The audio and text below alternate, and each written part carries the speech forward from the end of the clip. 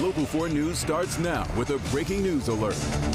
And the breaking news to start the 8 o'clock hour is out of Detroit Metro Airport, where a ground stop is still in effect for all Delta Airlines flights. You're looking live right now inside the McNamara terminal, where there are long lines and no check-ins for passengers. Now, we started getting calls into the newsroom about 3 hours ago, around 5 a.m., and learned about this because of a computer outage. Now, we're hearing that it may be lifted sometime around 8:30 a.m. for people trying to get a flight out. Now, some say that they're still just simply rolling with the punches out there. Yeah, we got caught up in this. You know, I'm here at Delta Airlines to go to Miami. You know, just looking forward to going to Miami, but, you know, the systems are down. Just trying to make the best of it. You know, we're going there to celebrate my brother's birthday with my parents and little sister. But so far, while everyone is waiting, we're just talking and just trying to make the best of it and just having a good time while the systems turn back on. What time did you guys get here?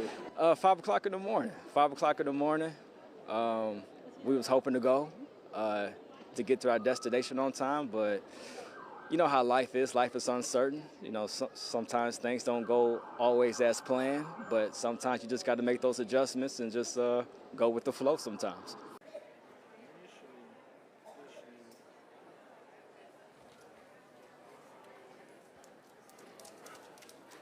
Airport a few minutes ago. And Priya, what is it looking like out there right now? Or, oh, okay, then you know what? We had a little issue there. We're going to get Priya up in a moment. Now, one of our producers here at Local 4 is also stuck out there in that mess. James Carrero is actually going to join us live right now. James, I heard your flight is delayed. What's that been like for you this morning? Yeah, hey guys, how are you? Yeah, we were originally supposed to leave at 7. I got a notification that it was delayed an hour, and just a little while ago, another one for another 45-minute delay. I was lucky that I checked in last night, so I didn't have to deal with whatever's going on up front right now, which I hear is pretty bad. But a lot of people are starting to ask questions and trying to figure stuff out over here. 8:30 is at least possibly the end of the ground stop, but have you gotten any idea that even if this thing stops, when you could even come close to getting in the air?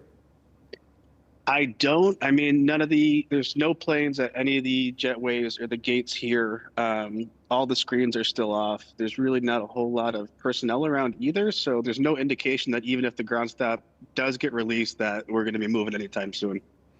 It sounds like, I mean, at least from what we've seen in some of the videos, it's like a lot of people are kind of lost right now figuring out what's going on. How backed up is it in there? It doesn't feel too backed up inside the terminal right now. I'm still not sure about what's going on at check-in, but I mean, so far it's pretty calm, but it's going to start to fill up here as it gets later into the morning. And I guess just one other thing here before we kind of let you get back to kind of waiting on this thing is hopefully there hadn't been any issues prior to this. So when you get to the airport, you're just finding out about the ground stop when you got there, when you were on your way in. You said you got the alert. Were you already in the airport when it happened? Yeah, so I was actually on the shuttle. I did the park in the shuttle, and that's when I actually opened Facebook to see the Local 4 story about it. I was like, oh, that's good. So that's a good start. But yeah, other than that, there was really no indication. And I didn't get the first alert until about a half hour before my flight was going to leave. That's the worst feelings when you got to deal with something like that. James, Yeah. We certainly appreciate you checking in with us. Hopefully they'll be able to get this thing cleared up and be able to get you in the air and get you where you got to go, man. Yeah. But we appreciate you rolling with this and joining us right now. Sounds good. That's James Carrero, one of our producers here. He's dealing with the ground stop out there. And you want to make sure you keep it right here on Local 4 because we're going to have more information as we go throughout the day. In fact, now we've gotten Priya manned up. She's currently at Detroit Metro Airport. So Priya, let us know, what is it looking like out there? We just heard from James that he got a notification as he was trying to get on his plane. But what are you seeing out there with passengers trying to make it out? Well, Jay, let me just show you here. You got hundreds of passengers right now who are waiting at McNamara Terminal here to check their bags in. You've got people who've been waiting here since about 5 this morning. I want to talk to one of those passengers who's been stranded. Cole, thanks for talking with us. You've been here since 5? Yeah, 5 a.m. So what happened when you first got here? We got a call from my uncle that there were a bunch of lines, and we walked in, and this is what we saw, and we haven't really gotten much update since. So when you're looking at sort of the computers and nothing's really happening there, you can't check your bags in, what kind of goes through your mind? We've been looking at other flights, but for now we're just going to sit it out and hopefully get to Tampa. So right now we're hearing that 16 Delta flights have been canceled, 31 delayed. I mean, what were your plans in Tampa? My cousin's getting married, so we're heading to Longboat Key, but hopefully we'll make it down there. When's the wedding? Tomorrow night. Okay, so there might be some hope here. Yeah, we'll get there. What's it been like while you're waiting here on like hour 3 now? So far, all good vibes. Everybody's been pretty patient and just trying to make it through.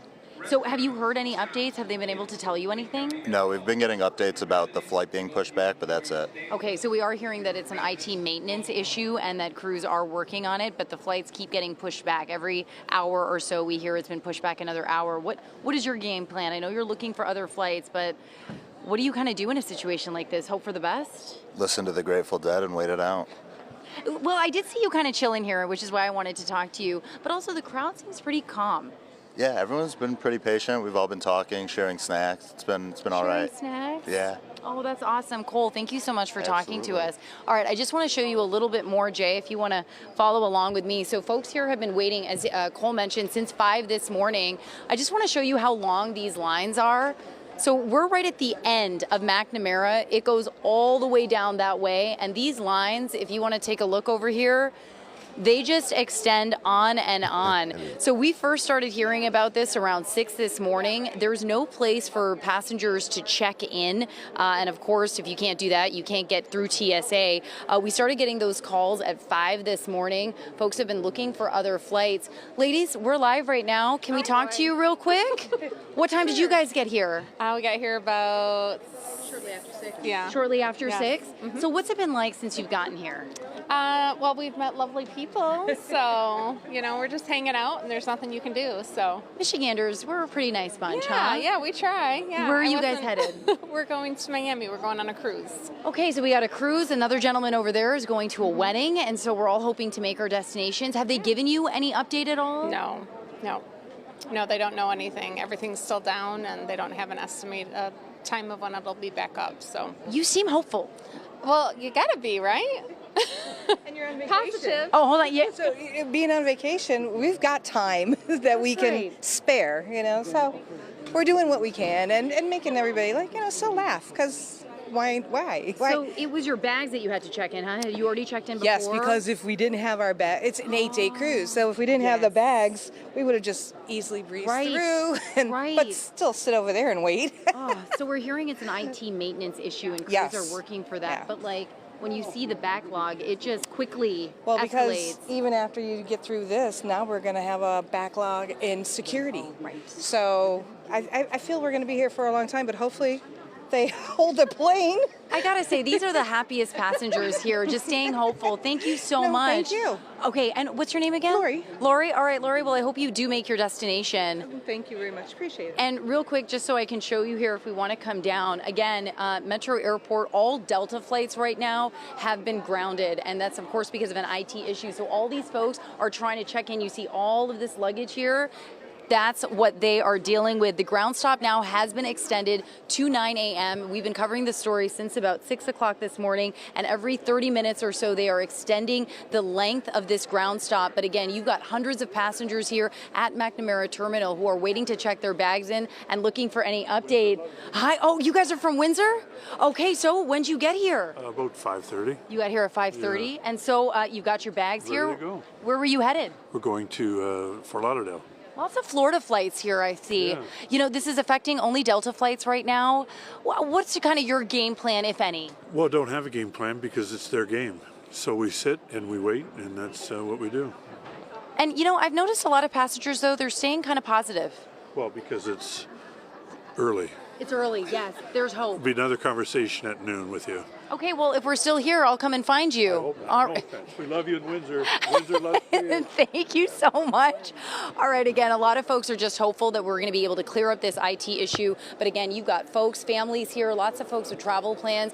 Right now, if you have a flight that's leaving McNamara, your best bet, don't come here just yet. Let's see what happens here if folks can start getting checked in. But Jay, you know, I got to say, all the passengers, I've been talking to them live right now, they seem to be in good spirits, just hoping that this IT issue will be cleared up.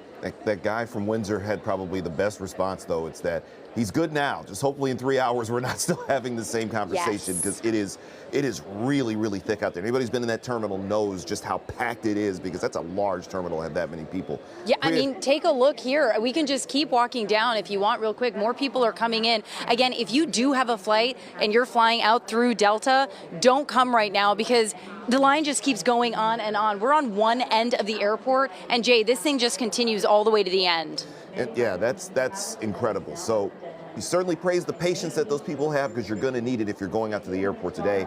That's Priya Mann out there at Metro Airport. We're going to have more on that. And of course, you can keep it right here on Local 4 as well as on clickondetroit.com. We'll have updates on this throughout the day as Delta works to get everything back on track. So yeah, good Friday morning. Thank you for joining us for Local 4 Live on this 5th day of December 2025. I'm Jay Scott Smith. The other big story of the morning is the brutally cold weather. You heard a whole lot of people are trying to get down to Florida right now, because if you've been outside, you stood near a door, you felt how disrespectfully cold it is out there this morning. Make sure you grab your coat, your hat, your gloves, a sweater, winter coat, anything you can to stay warm, because even as the sun has come up, these temperatures are still colder than ice, with the wind chill making it feel even worse. So let's bring in forewarned meteorologist Ashley Barrissey. Everywhere I've looked today has been single digits, sub-zero. It is so cold, and I think a record might have fallen too. Yeah, so speaking of Metro Airport, where we keep our weather records, we fell to 5 degrees at one point, and that would have broken the previous record low for the state, which was 6. Oh boy. So yeah, we had a record morning, probably not the type of records we want to be setting. And you know, I had this thought when you saw how packed the McNamara terminal was there.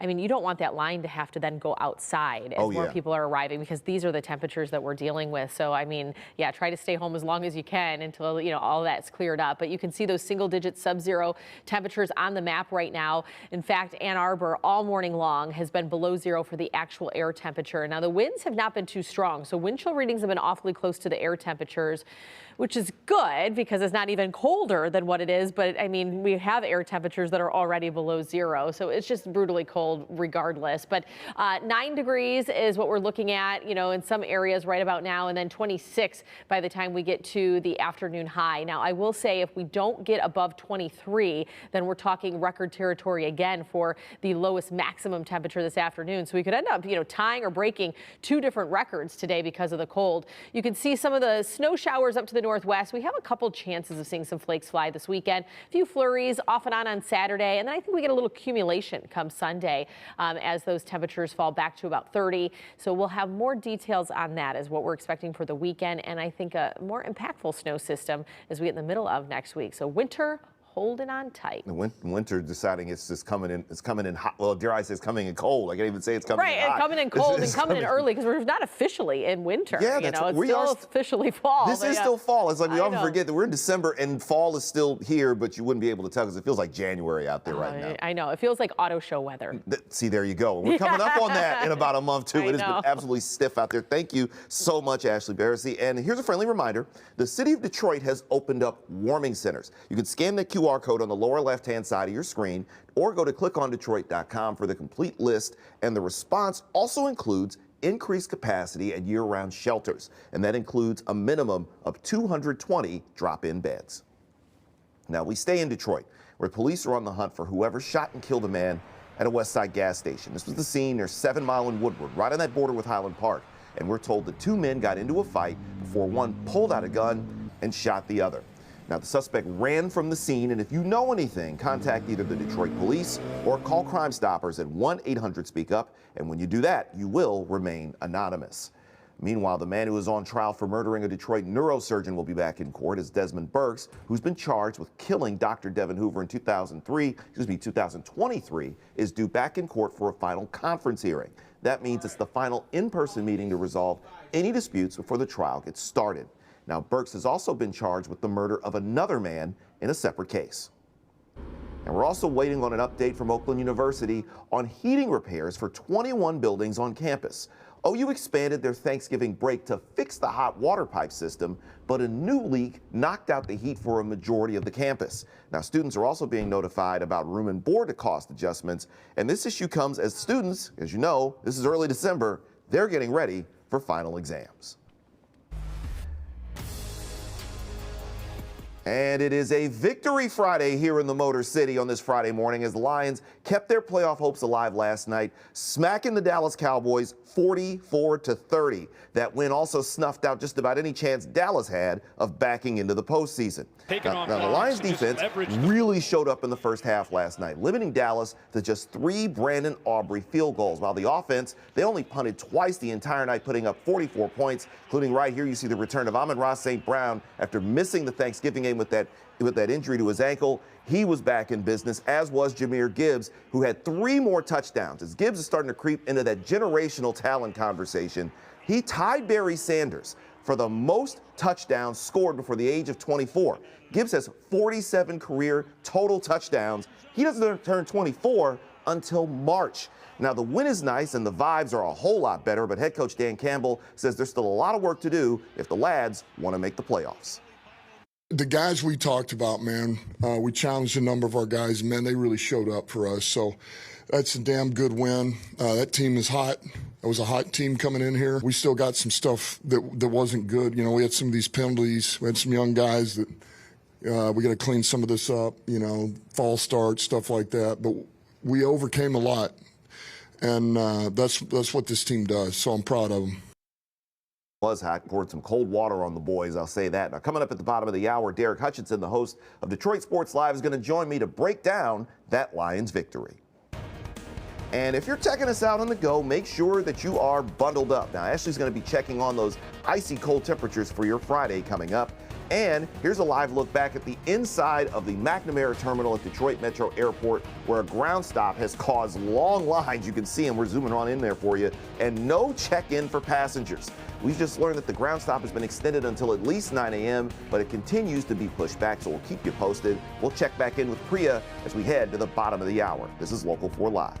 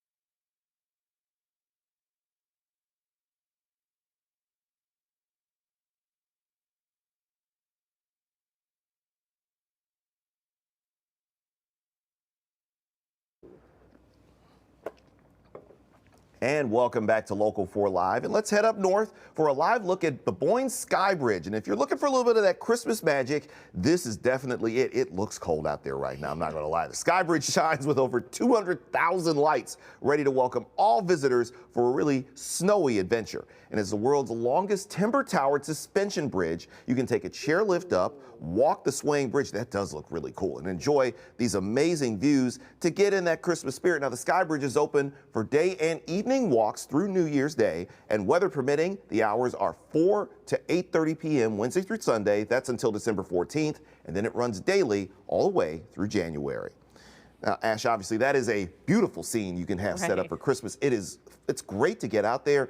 Maybe just not right now, because it is. Yeah. Wow, it is cold out there. When you said it looks cold, yeah, if cold had a look, that looks cold. And I was just thinking, going down one of those ski hills with these type of temperatures hitting you in the face, like, no, I mean, my face would literally be an icicle. Just stepping out the door and it hit me in the face, and it felt very disrespectful. So I couldn't even imagine coming down a ski slope. That really is the best description. This is disrespectful cold. And it's also record-setting cold. We did hit a record cold temperature this morning at Metro Airport. Previously sat at 6. We were as low as 5. I haven't got the official reading at Metro because sometimes in between the hours it can dip even lower than that. So we'll have to see if 5 comes in as the official temperature. But nonetheless, we know that we did dip below 6. So that's going to set a record. And then we could be back in record territory this afternoon. And we're going to talk more about that in a moment. Otherwise, a few flakes begin to fly overnight into tomorrow morning. I think that's just kind of band snow as far as just hit or miss across the area and very light. But I do think we have more widespread snow chances Sunday that could bring some light accumulation. And then temperatures are going to trend below average next week, so that snow's not going anywhere, and we could get another weather maker by the middle of next week. So temperature check as we're taking a look across town, now at 7 at Metro Airport, but still 8 below 0 in Ann Arbor. That's the actual air temperature. I wish we could get a shot of Jay's face right now. That does not look fun at all. The -8 just looks. Ouch! Is all I'm thinking. Think of the students on Michigan's campus having to walk around in that. That is brutal. Even my cold Spartan heart feels for those kids at U of M having to deal with that right now. Yeah, no kidding. So yeah, we have those single-digit to sub-zero air temperatures this morning. Brutal all across southeastern Michigan. 26 for the afternoon high, though that's a little misleading. It's going to feel like teens when you factor in the breeze that picks up. So we'll have low teens to even low double digits for the feels like temperatures for today. So why we care about the wind chill? Well, it's, when the winds pick up, it blows that layer of warmth that our body produces away. So that's what creates the wind chill, what it feels like as opposed to what the air temperature is. And when you get those wind chill readings that fall below 0, I mean, that frostbite hypothermia can happen in minutes if the skin is exposed to that. So if you're outside, you have to make sure you're covering your skin and you need to be bundled up and, just take all the proper precautions. Now, we get a little reprieve this weekend, but it does come with those snow chances. So this is like the bands of snow I was talking about, very light, few flakes that fly going into the morning, and then maybe again late afternoon come Saturday. But I think it'll be Sunday that brings us the more widespread snow chance. Want to also mention 35 could result in a little light drizzle Saturday, but we've been so cold, I think it would just be a few flurries. 30, though, on Sunday would result in snow, and this is what you see here. Broader view, a couple bands of snow Saturday, but then there's the more widespread stuff come Sunday morning where we could pick up about an inch or less in places, and then maybe a little more accumulation come Tuesday of next week. Another snowmaker. Temperatures rise a little bit Wednesday above freezing, and then it turns into more of a mixture, which could create havoc for travel. So you need to stay with your forward weather team. We're bringing you a little bit of everything over the next week besides warm temperatures, because we do stay below average over the next 7 days, 20s and 30s in the forecast. It's December. It is December. I have the one quick question. How is it that it's -8 in Ann Arbor, but everywhere else is still relatively warmer? So interesting question. I actually had a viewer email me that a couple days ago. Why is Ann Arbor always so much colder? Well, where we take that temperature check in Ann Arbor, it's a valley. So that dips lower and that cooler air sinks in. So it's just a lower elevation in Ann Arbor, and that's why it typically trends cooler. That is, just seeing that -8 really jumped out at me. I know. It also hurt, just seeing that -8. It could be a big difference along I-94 from Metro Airport to Ann Arbor. That is incredible. Yeah. I learn something new every day. Thank you so much, Ashley. Now, before we head to break, we are going to head back to Metro Airport, as Ash just mentioned, where Delta's trying to get back online following that ground stop that was called by the FAA earlier this morning. It's been extended until 9 a.m., and right now at Metro, between Delta Airlines and Endeavor, there have been 31 cancellations and 45 delays. Now, Priya Mann is out there at Metro Airport. She's going to join us with a live update with more on this coming up at the bottom of the hour here on Local 4 Live.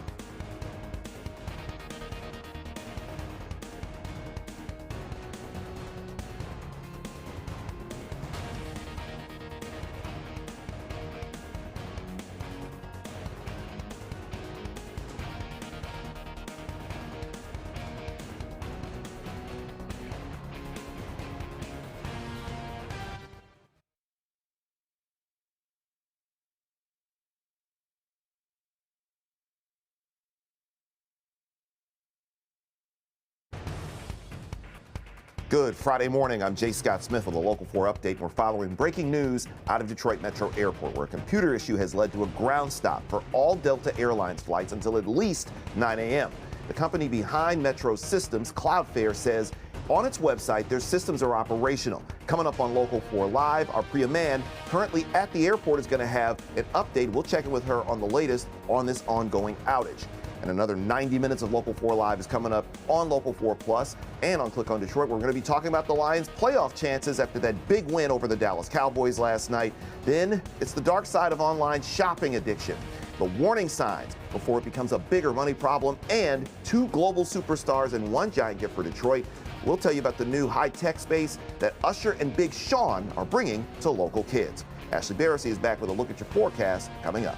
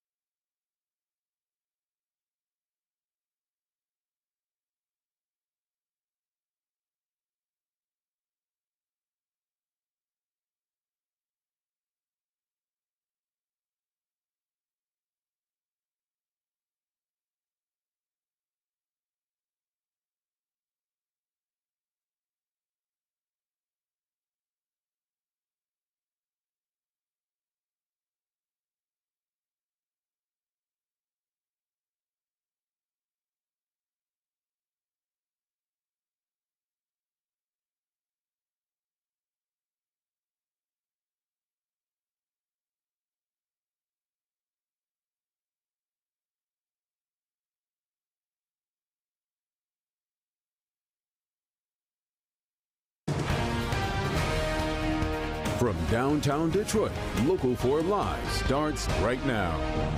And welcome back to this Friday edition of Local 4 Live. We're following breaking news, as you see right there at Detroit Metro Airport. Delta Airlines is trying to get back online following a possible computer outage that's led to a full ground stop for all Delta flights at Metro. Delta, of course, Metro is a huge Delta hub, so this is a big issue. It was called just before 6 a.m., and it's led to long lines, as you see right there, and just plain chaos at the McNamara terminal, as many people, all they're trying to do is simply roll with the punches and get where they got to go. Yeah, we got caught up in this. You know, I'm here at Delta Airlines to go to Miami. You know, just looking forward to going to Miami, but, you know, the systems are down. Just trying to make the best of it. You know, we're going there to celebrate my brother's birthday with my parents and little sister, but so far, while everyone is waiting, we're just talking and just trying to make the best of it and just having a good time while the systems turn back on. What time did you guys get here? 5 o'clock in the morning. 5 o'clock in the morning. We was hoping to go to get to our destination on time, but you know how life is. Life is uncertain. You know, sometimes things don't go always as planned, but sometimes you just got to make those adjustments and just go with the flow sometimes. Now, for the latest on what's happening out there, let's go out live to Priya Mann, who's at Metro Airport. And Priya, we were told that this thing could possibly lift at 9 o'clock, but it appears that they're going to keep pushing this ground stop back.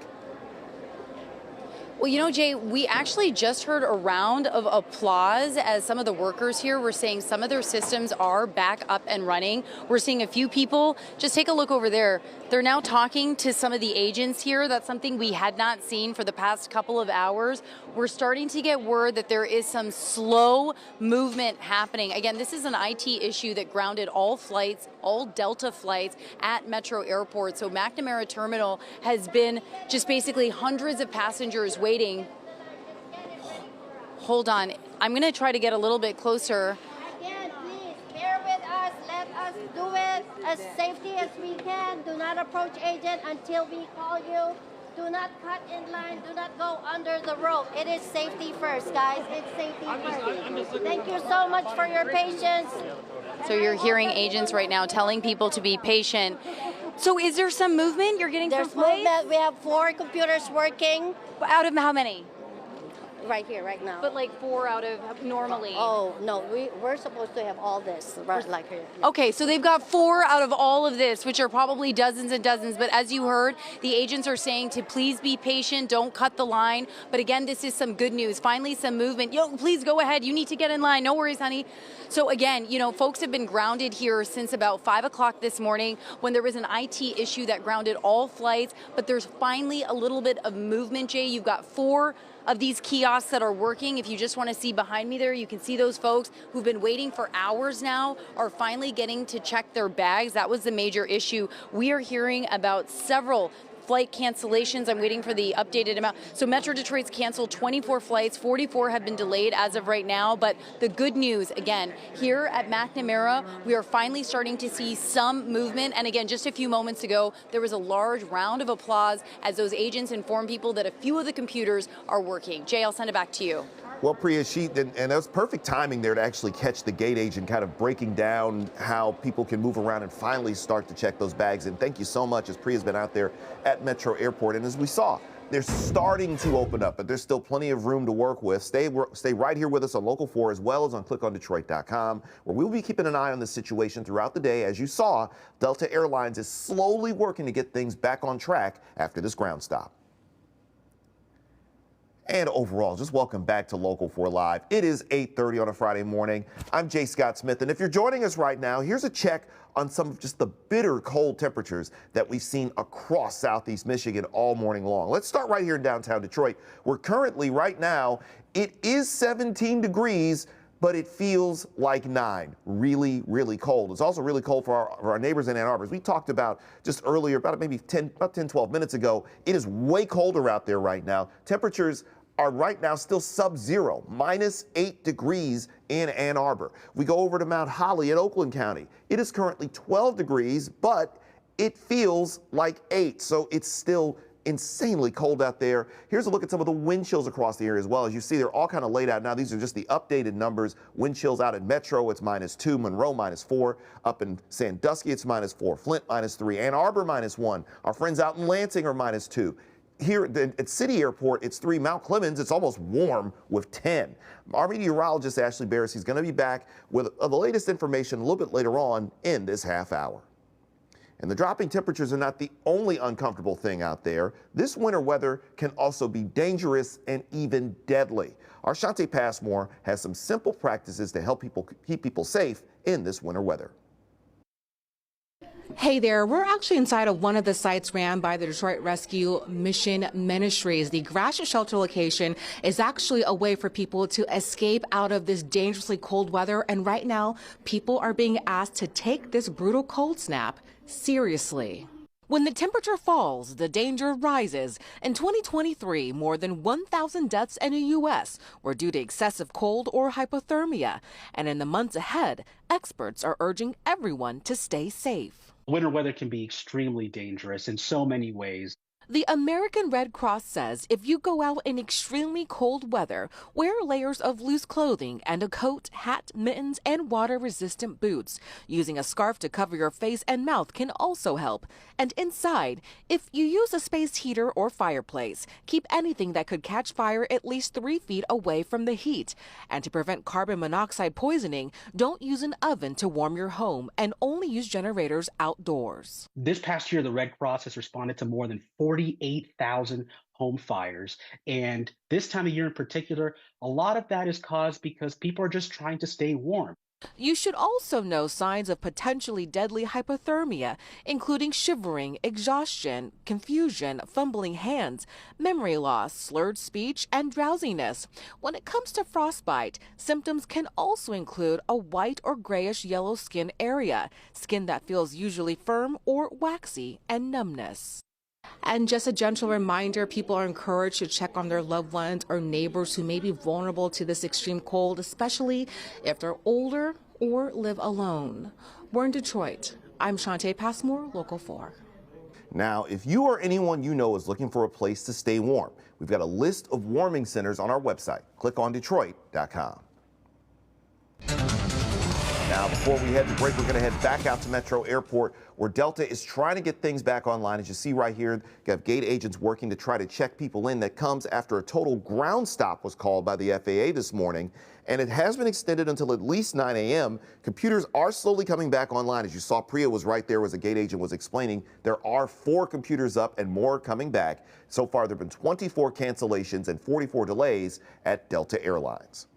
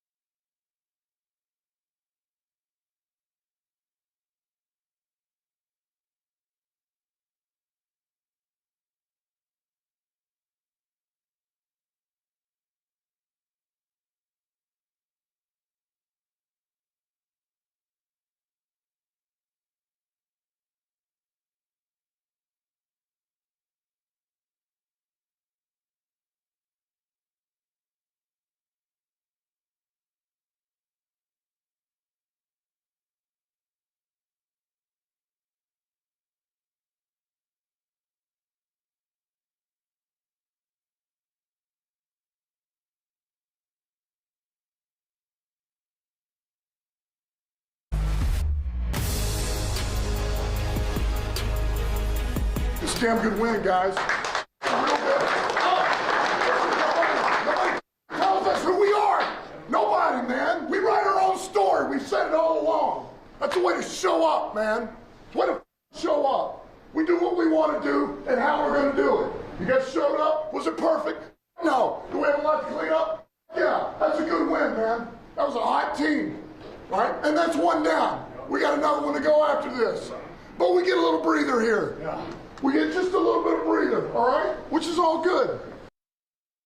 So that's Lions head coach Dan Campbell, obviously fired up after that win last night. It's like almost like it's a bit of a release. For sure. After the last couple of weeks. Joined by Derek Hutchinson, host of Detroit Sports Live. By the way, talking about the Lions, 44-30 win, and it was really the first time probably since the first part of the season where the offense actually looked like the offense out there. Since Washington, right? I mean, they've struggled in every game since, and they desperately needed a win. You could tell that he's relieved, right? Because if they would have lost that game, the Cowboys jumped them. There were suddenly 3 games out of it would have been a mess. So the Lions needed that win. It's a total, and it does change the whole outlook of this now, because the schedule that the Lions had was always going to be difficult anyway.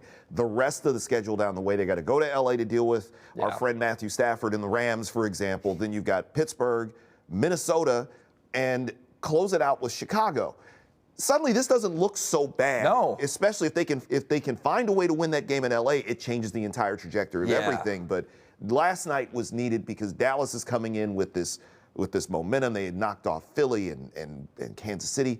Just watch it. What did you see last night that seemed different from what we'd seen the last month? Well, going into the game, didn't it feel like Dallas's strengths perfectly aligned with all of the Lions' weaknesses? So it was like, it felt like this reeling team was facing the worst possible matchup that they could. And that's why everybody thought that Dallas had a really good shot. But the Lions finally got it going on offense. And when that offense is going and when they're running the football, suddenly that defense has to back off a little bit. Jared Goff, it all just sort of falls into place when they can run the football. So like those big runs from David Montgomery in the first half, they just felt like the old Lions. Yeah, we're watching that one right here. This is the touchdown run. That's the biggest play of this whole game is Montgomery finally getting loose, because I mean, obviously we all love Jahmyr Gibbs.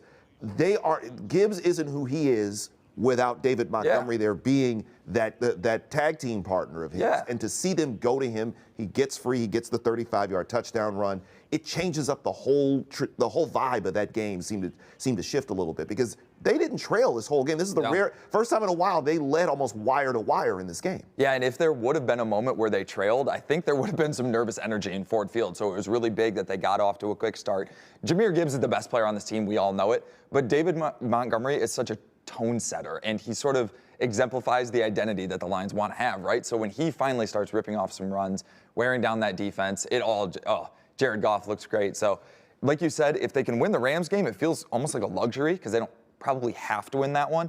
But if they win that one, it gives them a little bit of wiggle room in those final 3 games, which the Lions might be favored in all 3. Where you look up after, because the Rams are going to be the big, they're everybody's chic Super Bowl pick and whatever. My personal feelings about Matthew Stafford aside, it's like the chic pick about the Rams being this thing, but we just watched the Panthers watch them lose to the Panthers. It's like this is a year where there's nothing for certain. The Lions have lost a game to Minnesota, nearly lose to the Giants. Green Bay got knocked off by Cleveland at some point. We forget about that. A lot of good teams the Giants blasted Philadelphia. A lot of good teams have taken some really strange L's. So the idea that the Lions are going to LA and beating the Rams is not completely out of pocket.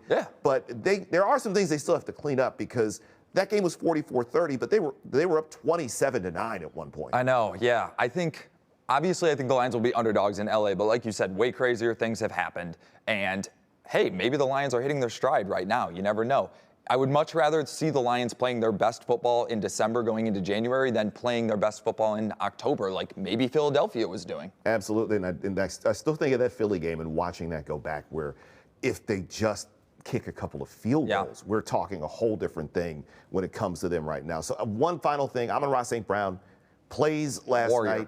I don't know what they did to him to get him out there. I don't think I want to know what he did, but he looked like he didn't miss a beat out there, and he was the other tone setter. A couple of those crossers where he catches it, opens it up for Gibbs and Montgomery, and it's great to have him back too. Yeah.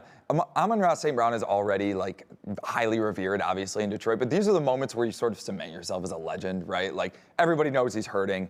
He's not 100%. And in a big game with the season on the line, he finds a way to not only play but make an impact. I mean, if they end up making the playoffs, I think those are the types of performances we'll remember about him. So the Lions are going to be off until next Sunday afternoon, late game in LA against the Rams. Derek, thank you so much for joining us. Of course, we'll have more. For more on the Lions game, go to clickondetroit.com for all the information there. Derek, thank you so much for joining us on Local 4 Live. Now, you might dread it when the snow starts coming down. I do, for example, but the skiers and snowboarders, this is just what they've been waiting for. We'll take you to one of the popular slopes that's opening up today on the other side of the break. It's 8:45 on Local 4 Live.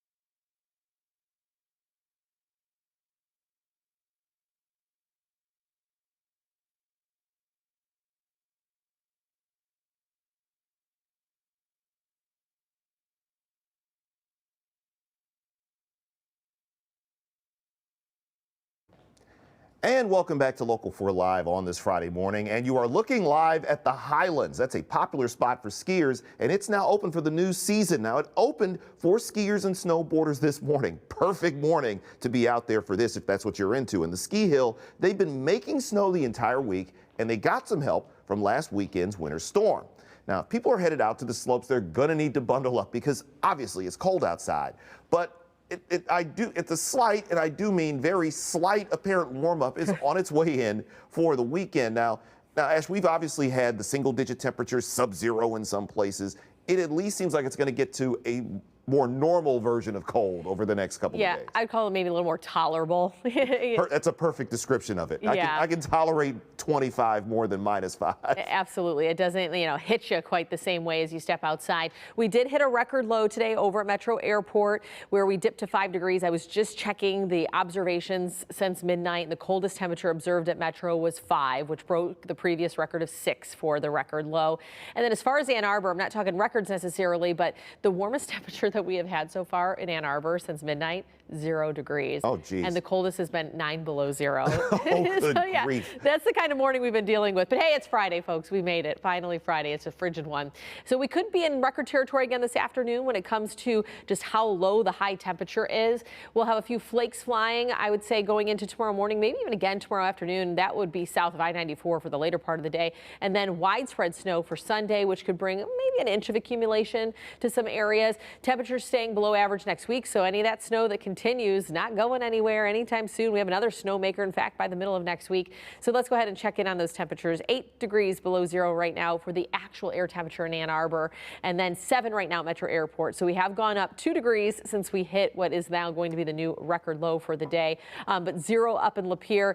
And, it's just really worth pointing out that Ann Arbor and Adrian, those are sub-zero air temperatures today. So we have 26 for the afternoon high. This is what I was talking about when it comes to maybe tying another record. The current record for the lowest maximum temperature, so like the chilliest high that we've ever had on a day, is 23 on this date. So 26 is what we're forecasting. So we're going to be right around that.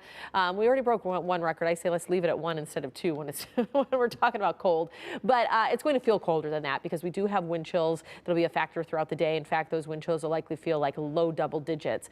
So why we care about the wind chill, or why do we have this wind chill? Well, this is the deal. Our bodies just, produce naturally this layer of warmth around us. We give off that heat, but then as wind comes by, it pushes that layer away. And so that's why when we say it feels like, it's because we don't have that natural layer of warmth around us. And so the wind chill will be colder than the actual air temperature for that reason. And that's why it's so important when those wind chills fall below 0, especially, that you cover your exposed skin, because that could lead to frostbite or hypothermia if you don't properly cover your skin to those type of temperatures. Now, from temperatures to snow chances, because we do rebound a bit going into the weekend, back into the 30s, we'll have a couple little light bands that kind of roll through the area early tomorrow, and then maybe again south of Detroit into the afternoon. Doesn't amount to a whole lot. It'll be Sunday that brings us the better chance for widespread snow. In fact, Saturday, as we get to about 35, you might even see some drizzle mixing in. But Sunday will just be a snow event because our high is only 30. You can see the little banding for Saturday, but watch what happens Sunday. That's a bit more widespread. So that's where I think some areas could possibly pick up about an inch. Otherwise, Tuesday looks to be a more impactful snow system. We'll get a little reprieve, and then Wednesday brings more of a wintry mix as those temperatures rise just above the freezing mark. So we'll have a more active system by the middle of next week, but the next 7 days still below average. Average this time of year is 40 for the high. Overnight lows would be in the mid-20s. So really today's high is on par with what our average low is this time of year. That's pretty stunning too. So it's like legitimately one of the coldest possible days we can think of, where the record low is what it is and the high is also a record low at the same time. Exactly. I'm going to say it again though. It's Friday. And this is all we need. We've made it to the end of the week. We did. We're very happy to make it to the end of the week. Thank you so much, Ashley. Now, we're into the season of giving, but too much shopping can snowball into a major problem. And our Will Jones is going to walk us through some of the red flags you should know about and when to know when you're doing too much when you're shopping. This is Local 4 Live.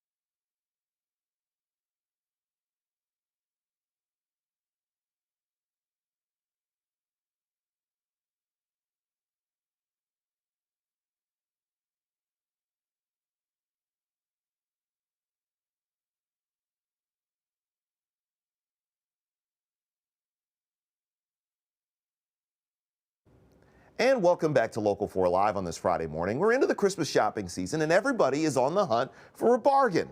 But for some, the shopping rush isn't a seasonal thing, and they shop with that same intensity all year long. And with online shopping, just a tap away on your phone or computer or your tablet, it's easier than ever to legitimately shop till you drop all your money. Now, our Will Jones is here with us to give us the warning signs to watch out for so you know when you're shopping might be a problem. If you're like me, you spend way too much time on your phone. You see the ads, the text messages, the emails, all encouraging you to shop. And for some people, they're hard to ignore.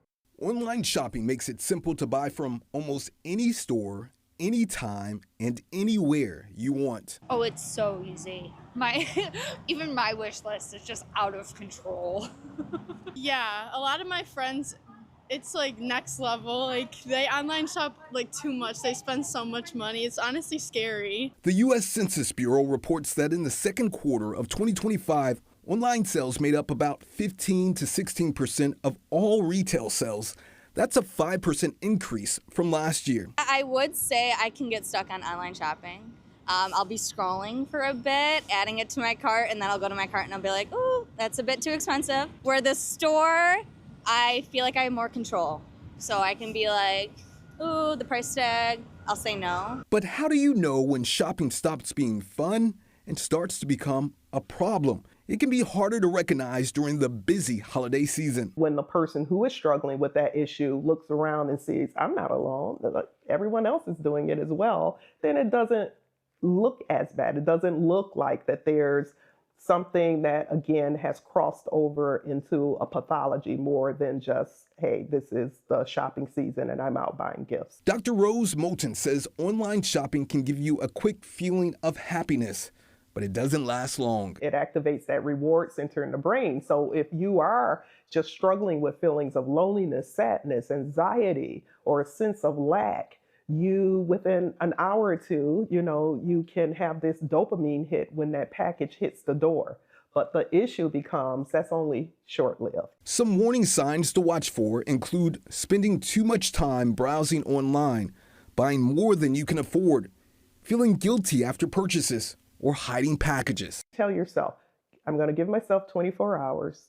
If in 24 hours I see this as something that's necessary, that is needed, and it makes sense, then I can give myself permission to do it. But before I do that, I must ask myself this question. What am I trying to feel right now?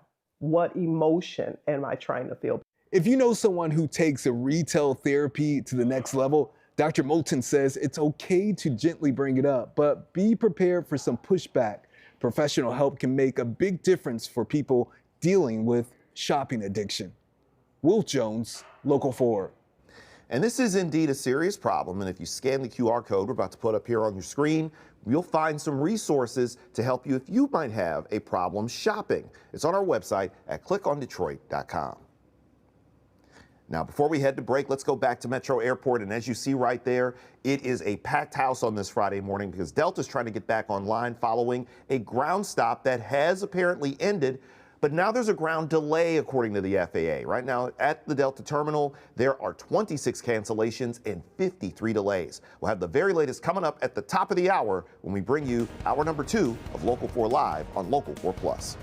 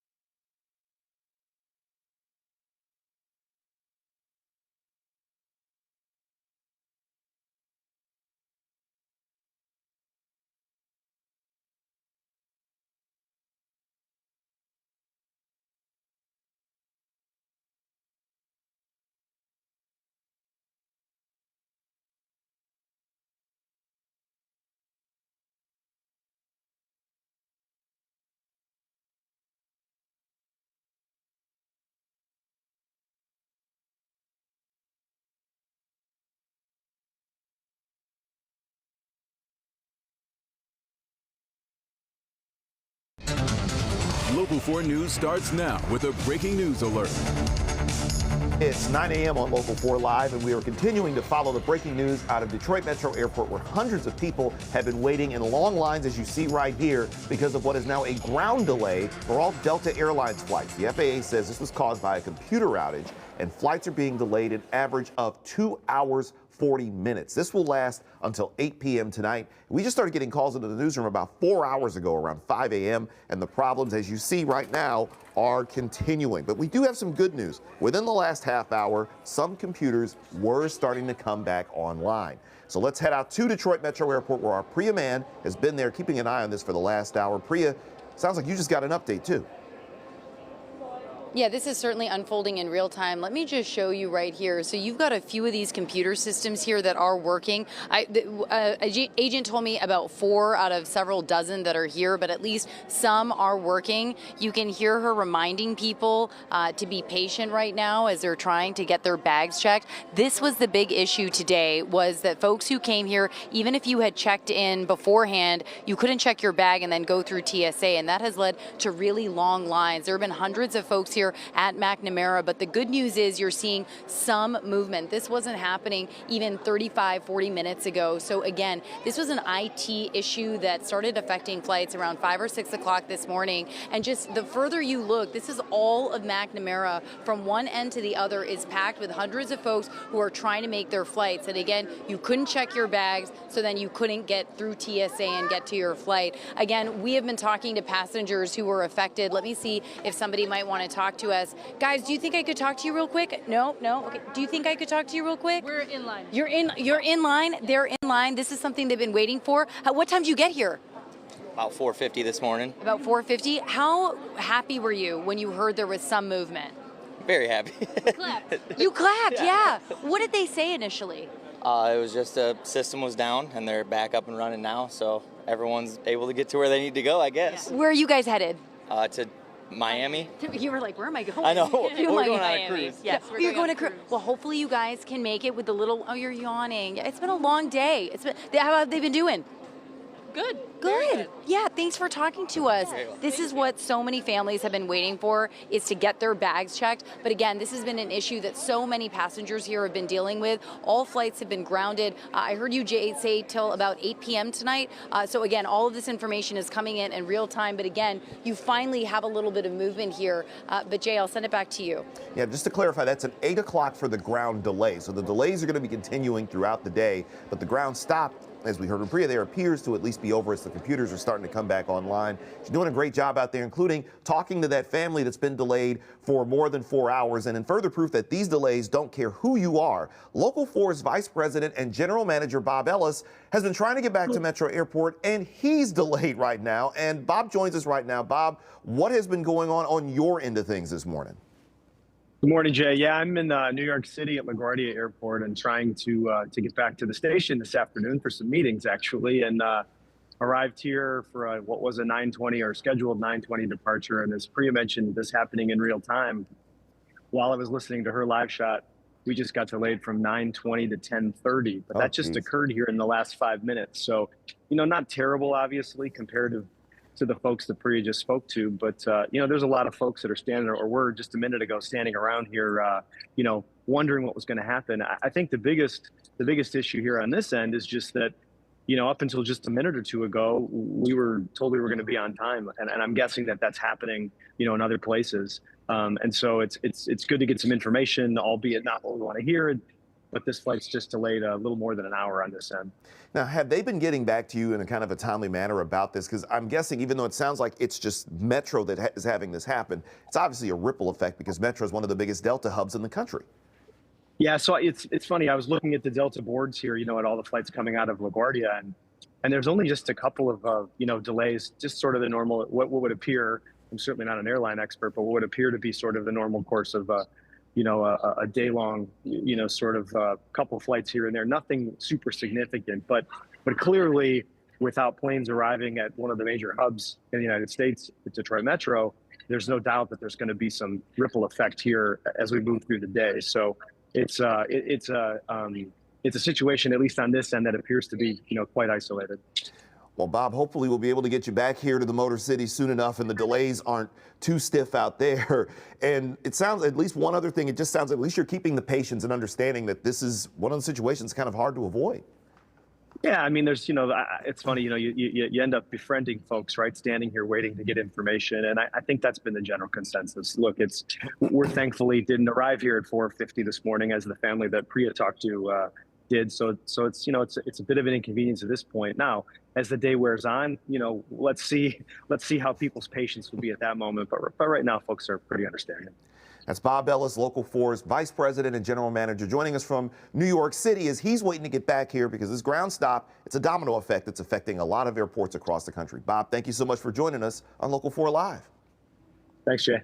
So about an hour ago, I spoke with one of Local 4's producers whose flight had also been delayed in this mess. Here's what he had to say.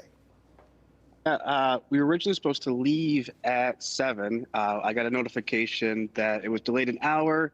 And just a little while ago, another one for another 45-minute delay. I was lucky that I checked in last night, so I didn't have to deal with whatever's going on up front right now, which I hear is pretty bad. But a lot of people are starting to ask questions and trying to figure stuff out over here. It doesn't feel too backed up inside the terminal right now. I'm still not sure about what's going on at check-in. But, I mean, so far, it's pretty calm, but it's going to start to fill up here as it gets later in the morning. That's our producer, James Carrero. You can keep it right here on Local 4 Plus, as well as on clickondetroit.com. We'll have updates on the situation throughout the show and throughout the day as Delta Airlines works to get their flight back on track. And we'll also send you push alerts directly to your phone from, of course, the Click on Detroit app. And our other big story on this Friday morning is this dangerously cold weather. Let's get a look at some of the temperatures that are happening around Metro Detroit right now, starting in Oakland County, where right now we have a live look in Southfield. It's currently 15 degrees, but the wind chills knock it down to 10. We come over down here to downtown Detroit, where right now it is it actually is about, it feels like 10 degrees outside right now. It's 17 is the current temperature. Let's head over to Mount Clemens, where in Macomb County, it is currently 10 degrees, but it feels like 2 degrees. So it is aggressively cold no matter where you are this morning. Our forewarned meteorologist, Ashley Barris, is going to join us in a few minutes with the very latest on these brutally cold temperatures. Now we come back to Detroit, where police are on the hunt for whoever shot and killed a man at a gas station on the west side. This is the scene at 7 and Woodward, just on the borderline of Highland Park, where we're told 2 men got into a fight last night before one pulled out a gun and shot the other. The suspect ran from the scene, and if you know anything, contact either the Detroit Police or Crime Stoppers at 1-800-SPEAK-UP, and you will remain anonymous. Meanwhile, the man who's been charged with murdering a Detroit neurosurgeon will be back in court today as Desmond Burks, who was charged with the killing of Dr. Devin Hoover in 2023, is due back in court for a final conference hearing. That means it's the final in-person meeting to resolve any disputes before this trial starts. Burks has also been charged with the murder of another man. That is in a separate case. And we're also waiting on an update from Oakland University, as heating repairs are currently ongoing for 21 buildings on campus. The university even stretched out and expanded their Thanksgiving break to fix the hot water pipe system, but a leak took out the heat for the majority of campus. So students are being notified about room and board cost adjustments. And this issue also comes as the students are preparing for final exams.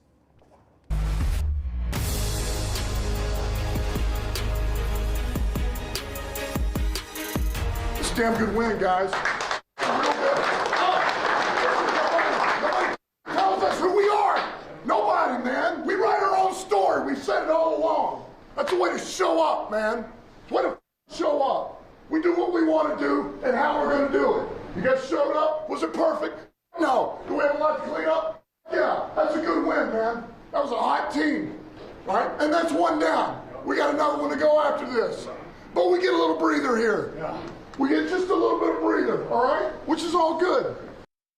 And it is indeed a victory Friday here in the Motor City as the Lions kept their playoff hopes alive, smacking the Dallas Cowboys 44-30. That win also snuffed out just about any chance Dallas had of backing into the postseason. Now, the Lions defense really showed up in the first half. They limited the Cowboys to 3 Brandon Aubrey field goals. Offensively, the Lions were only needed to punt twice, put up 44 points behind Jahmyr Gibbs' big night. Plus, as you see here, the return of Amon-Ra St. Brown after missing the Thanksgiving Day game with the injury. He came back, and that helped spark the Lion offense to set up Jahmyr Gibbs for one of his 3 touchdowns. This is the first one here. He finished with 3 on the night, tying Barry Sanders for the most touchdowns for the age of 24. He has 47 of them. Final score was, again, 44-30. Jared Goff completing touchdown passes to Isaac Tesla there as well. David Montgomery had a 35-yard touchdown run. And Coach Dan Campbell says there's still work to do if the Lads want to reach the postseason. The guys we talked about, man, we challenged a number of our guys, and, man, they really showed up for us. So that's a damn good win. That team is hot. It was a hot team coming in here. We still got some stuff that wasn't good. You know, we had some of these penalties. We had some young guys that we got to clean some of this up, you know, false starts, stuff like that. But we overcame a lot, and that's what this team does. So I'm proud of them. So now, having played last night, the Lions are off this Sunday. They come back next Sunday when they head west to face the Los Angeles Rams, who are quarterbacked by some dude named Matthew Stafford. The game is going to be kicking off at 4:25 next Sunday at SoFi Stadium. Now, coming up, 2 music superstars have joined forces to encourage kids here in the city of Detroit to get into the entertainment industry. And we're going to talk about it next here on Local 4 Live. Plus, we're keeping an eye on the situation at Metro Airport, where the long lines and delays because of a computer issue involving Delta Airlines continue. People can expect to be delayed for almost 3 hours. We'll have live updates throughout the show right here on Local 4 Live.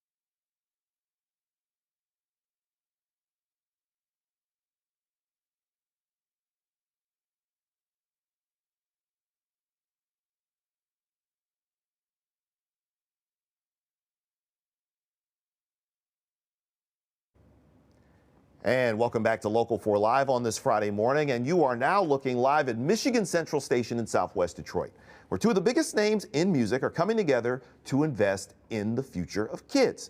Usher and Big Sean just announced a $1 million entertainment innovation incubator that's coming to the new Boys and Girls Club that's going to be opening at Michigan Central next year.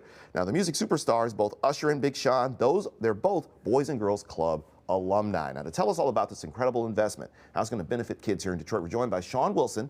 He's the president and CEO of the Boys and Girls Club of Southeast Michigan. Sean, good to see you here today. Yeah, good morning. So tell us a little bit about this investment that's being made here at Michigan Central Station. Yeah, so this investment really is the cornerstone of our next club, the Michigan Central Boys and Girls Club, our 6th club, which we're opening in February of 2026.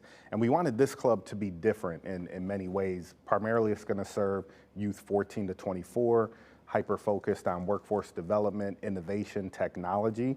And so Usher and Sean coming together to ultimately help seed this cornerstone project is powerful, because in short, what it provides is any world that a youth can dream about, they can actually create in this entertainment incubator, learning Unreal Engine, how to design the worlds, and then how to shoot it, to edit it, to bring it to life. So think Avatar, Wakanda coming to Detroit. So how did Usher and Sean get paired up? How did this thing come together? So it's really built on long-term relationships that I've had with both. I spent nearly 20 years in Atlanta, and I'm a co-founder of Usher's New Look, his foundation. So I've had an opportunity to really work with him from a social impact standpoint for more than 2 decades. Then simultaneously, when I came to Detroit over a decade ago, one of the first people I linked up with around a social impact strategy was Big Sean, his mom, and the Sean Anderson Foundation. So this is really just an opportunity to bring 2 dynamic individuals together, 2 Boys and Girls Club alumni. So you have all of these common threads. You have their love for music here in Motown. Honestly, I don't see why we hadn't done this earlier. When it comes to the Boys and Girls Clubs, they have, you hear this a lot. You hear it from entertainers as pro athletes have gone through there. It has such a profound effect on people's lives that some people have not fully interacted with the Boys and Girls Clubs. How important is it to have something like the Boys and Girls Clubs in the lives of these kids? It's powerful. You know, we celebrate 100 years next year. We celebrate our centennial. And if you really think about what Boys and Girls Club has been about for the first 100 years, it's really about providing that safe place, connecting to caring adults, helping to spark youth passions. You know, Usher often tells the story of how he found his love for music at the Boys and Girls Club in Chattanooga, where he's originally from. So that's been a powerful piece. As we turn 100 and look into the future, we wanted to say, who do we want to become for the next 100 years? And it really is all about economic mobility, empowering youth to find their passion, their careers, and then giving them the tools to really maximize it. So I see this as $1 million investment. This is not charity, it's $1 million investment in youth, and I think that sends a really powerful message to them from 2 icons like Usher and Big Sean. When it comes to, when you speak of investment, obviously look at what's happened here in the city of Detroit for the last few years as well. Yeah. Michigan Central Station is a big part of the reinvestment into the city's infrastructure, into the city's history. How does it, when you see the partnership with the Boys and Girls Club and Michigan Central Station, a place that now has become like a multi-purpose hub for so many things, how are you feeling going into that partnership and opening up that aspect of it in 2026? Yeah, listen, going into Michigan Central was very strategic. For the last 7 years, as I've come on as president and CEO, our whole goal was really to reimagine the org. So we've built dynamic programmings and facilities in Detroit neighborhoods. You know, we're sending kids to Abu Dhabi every year to compete in autonomous racing leagues. We're sending kids to New York Fashion Week to unveil their own clothing line. And as we're building this massive talent in the neighborhoods, the question is, where do they go next, right, to further their careers and their businesses? Michigan Central makes a lot of sense for that, right? We're able to plug them into a much bigger ecosystem than we could ever build on our own. You know, amazing campus, $30 million worth of equipment, prototyping equipment that our youth can lean into. You know, it's not just that we'll be located on the 5th floor, but we went to Michigan Central and wanted to open up a Michigan Central Boys and Girls Club so we could take advantage of the entire campus. So 5th floor, Michigan Central Station. Earlier this year, they've announced the hotels coming in there. They've turned it kind of into a museum on the lower floors with the shops and everything else. Boys and Girls Club is going to be a part of some really big things happening down there. Absolutely. Think about that ecosystem. Once again, you know, we're bringing the best and the brightest from the neighborhoods. By the way, when our kids go to places like Abu Dhabi to compete, they're taking first. You know, they're placing, they're competing on an international level. So we have to be able to connect them with founders over at New Lab and connect them with Ford, right? From a mobility and tech standpoint, we have to be able to help them build that social network, that social capital that they're going to need to be able to take their these opportunities to the next level. So how can people get more information about the Boys and Girls Clubs? Yeah, go to bgcsm.org. Applications are now open for membership at the Michigan Central Boys and Girls Club. Still affordable, but this is the only club that we offer where you'll have to be accepted. And primarily it's because we want to curate the group of young people who are up there. We're looking for creators, We're looking for innovators. We're looking for entrepreneurs, tech entrepreneurs, you know, you name it. So we're really looking to create this space for those youth who are looking to go to the next level. This is Sean Wilson, the president of the Boys and Girls Clubs of Southeast Michigan. Thank you so much for joining us here on Local 4 Live. So how long is this bitter cold going to continue to last in the area? Former meteorologist Ashley Barrissey has the answer coming up. And here's a live look once again outside of Metro Airport, where flights continue to be delayed after that Delta computer outage. So if you're flying today, hope you pack your patience. You're going to be delayed at least 3 hours through tonight. It's 9:20, and you're watching Local 4 Live on Local 4 Plus.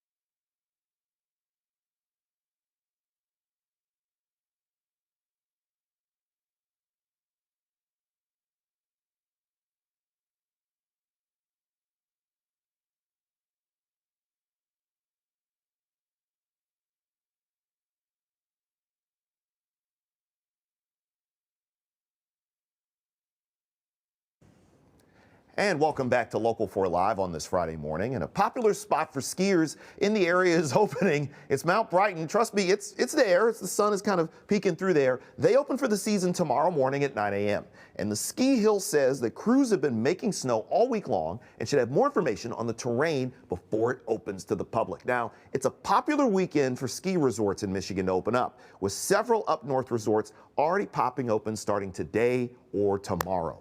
And if you're planning on skiing this weekend, it's going to be very cold. I don't know if you've noticed, it's really cold right now. Let's get a check of these temperatures and the weekend forecast with forewarned meteorologist Ashley Barrissey. Now, forewarned weather with Exact Track 4D. We hit a record low this morning at DTW. The previous record for today's date was 6 degrees, and we fell below that this morning. And so now this is going to go down in the record books for one of the coldest days that we have had. And we have another chance of hitting another record when it comes to our high temperature this afternoon. Forecasting mid-20s, but we could potentially tie what would be the lowest maximum temperature for the state, which is 23 degrees. But I would say that there will be some areas that exceed it, but all the record keeping at DTW. As far as the cold, we'll get a little reprieve tomorrow, still below average, but we're back in the 30s, and that'll come with a few flurry chances overnight tonight into early tomorrow, and then again with a snow chance come Sunday. I would say as far as seeing some accumulation, about an inch or less, that would be Sunday. Then those cold temperatures are sticking around next week as far as staying below average, which means that snow sticking around and not going anywhere anytime soon. Afternoon highs today, well, it will be below average throughout the Great Lakes, stretching all the way up into the northeast. And so close to here, I would say about 15 degrees below average is what we're looking at, which is not as significant as what was off to our west yesterday, where there was about a 35-degree departure from normal over towards Minneapolis. But nonetheless, we have colder air gripping a good portion of the nation. For today here, 26, the forecasted high. As mentioned, though, if we don't exceed 23 and hit 23, that would tie that record. But mostly cloudy skies as we get in the evening, and that's going to be ahead of those flurry chances. Winds will pick up a little bit today. Wind chills were not far off from the air temps throughout the morning, but into the afternoon, we're looking at, I would say, teens or just low double digits for those feels like temperatures when those air temperatures are in the 20s. So wind chill. Why we care so much? Well, this is what happens, scientifically speaking, that there's a layer of heat that's generated from our bodies that helps keep us warm when the air is cold outside. But when you have the wind picking up, that wind pushes the layer of heat away from our bodies, so that body heat then escapes us and we feel colder than what that actual air temperature is. So some wind chill safety tips for you. You want to limit your time outside, especially today with this being the coldest day of the next 7, because hypothermia or frostbite can happen in a matter of minutes when your skin is exposed to the cold and you don't properly cover it and protect it. So we want to use extra caution today for those that have to be outside, because you have delivery folks, construction workers. There are a lot of jobs that are outside. You don't have a choice, and we're thinking about those folks for today. As we look ahead to the weekend, a couple little light streamers that are generated from the lakes, as far as some snow showers kind of flying around, and you could get maybe another little bout of it into the afternoon. So off and on for your Saturday. Doesn't amount to much, but it will be Sunday that brings that better chance for some of that sticking, especially as temperatures fall to about 30. We're looking at maybe mid-30s tomorrow, so I can't even rule out some patchy drizzle with those flurries, but I think all in all it'll probably stay frozen precipitation. And then this is a look at the weekend and beyond. So a couple of those just the bands on Saturday, more widespread for Sunday as mentioned, but as we zip through and take you into next week, I think a more impactful snow system will arrive Tuesday, a little lull, and then more of this going into your Wednesday, which could change over to a rain-snow mix because of the temperature profile rising above freezing. So stay with your forewarned weather team. We'll keep you posted as we fine-tune that part of next week's forecast. Otherwise, staying below average for a week at least, where highs are in the 20s and 30s, and we even have that overnight low come Monday morning back in the single digits.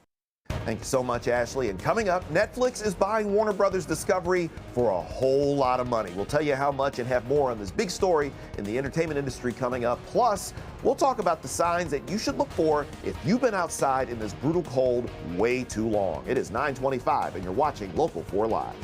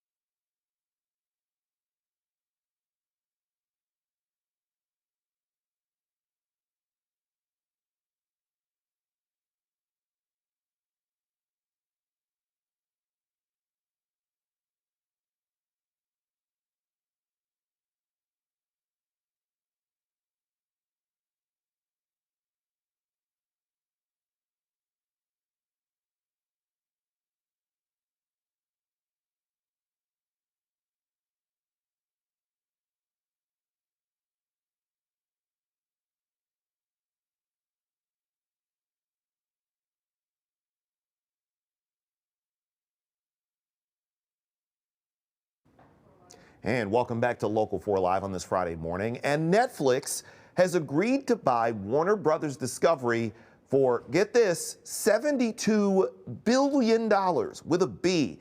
Hollywood's giant studio is home to such things as Harry Potter, the Superman franchises. Of course, you know it's HBO, it's CNN. The deal includes HBO Max and DC Studios. That's valued at more than $27 per share. The transaction is expected to bring the film and TV operations together with Netflix. It's expected to close when Warner and Discovery Global separate in the third quarter of next year.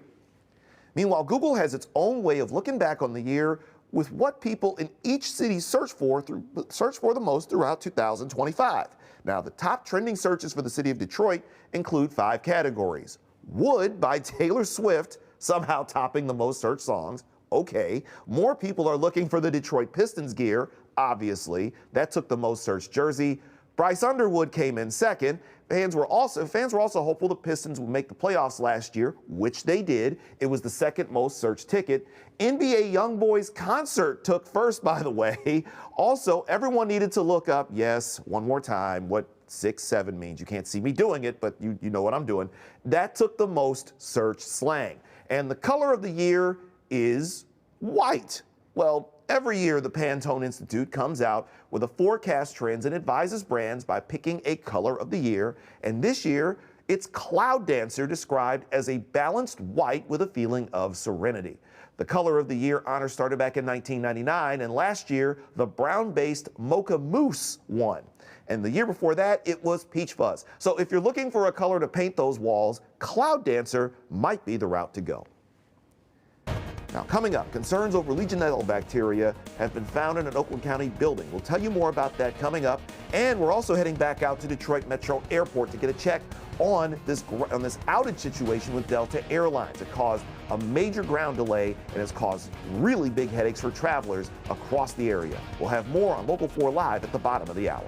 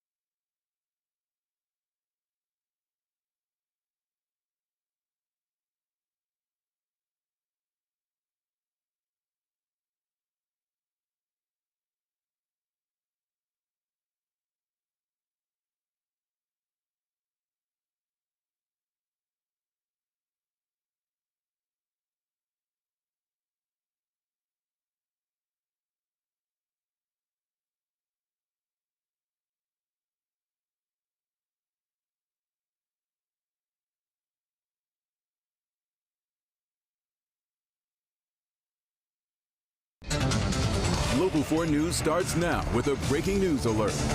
And we start the bottom of the hour here on Local 4 Live with continuing coverage of what's happening at Metro Airport as massive delays have been happening for travelers. And a computer outage this morning initially caused a ground stop, but it's since been changed to a ground delay. And it means travelers are going to be facing nearly 3 hours of delays, and that's going to run all the way through 8 p.m. tonight. And we first got word of this problem about 4.5 hours ago around 5 a.m. Now let's welcome in Priya Mann, who's been out there over the last couple of hours in the McNamara terminal at the airport. And Priya, how are things looking right now? Because I can see it's still crowded back there.